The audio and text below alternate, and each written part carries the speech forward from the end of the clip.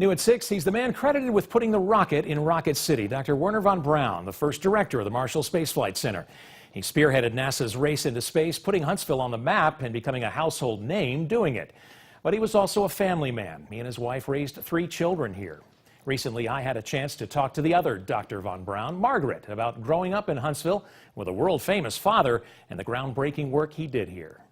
You know, I think looking back, I'm always amazed at how clueless I am and was about it. This is what we call the Saturn V. It's the whole story. We met under her father's greatest professional achievement, the Saturn V rocket.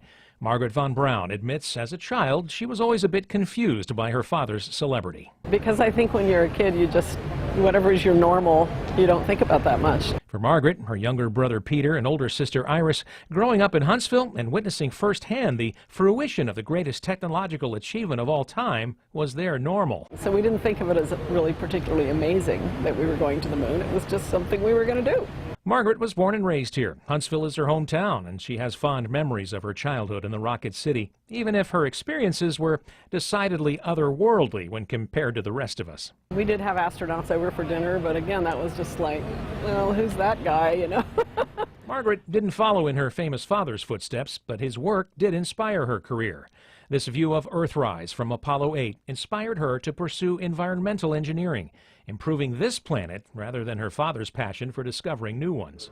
Pictures of myself, my brother, and my sister. Standing in front of a mock-up of her father's office, now on display at the U.S. Space and Rocket Center, she recalls Marshall Space Flight Center through the eyes of a child. I remember going on the weekends one time with my sister, and we got to roller skate up and down the halls. That was pretty fun. Despite the pressure her father and his team must have been under to keep the Apollo mission on track, she says her father never put the Saturn project ahead of his family.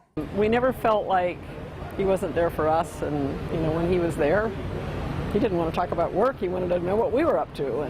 They ate dinner as a family. They had fun together. Sundays were family days, cookouts and water sports, and hours of boating on Lake Guntersville. And we water skied and swam and played, and that was a day when he didn't take his briefcase, and you know, that was really a sacred day for the family. Believe it or not, the man who could design some of the most complex machines on the planet, Margrit says, wasn't much help around the house. He was not the most handy person. You know, there the stereotype of a rocket scientist probably comes true, that you know, they can't really hammer a nail and stuff like that. Again, Dr. Werner von Braun. We had to develop. Margrit understands the place her father holds in history.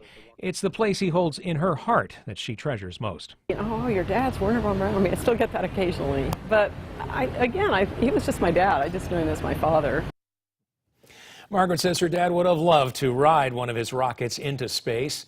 Instead, he took up the new sport of scuba diving and taught his kids how. She says it was the closest he would ever come to the weightlessness of space.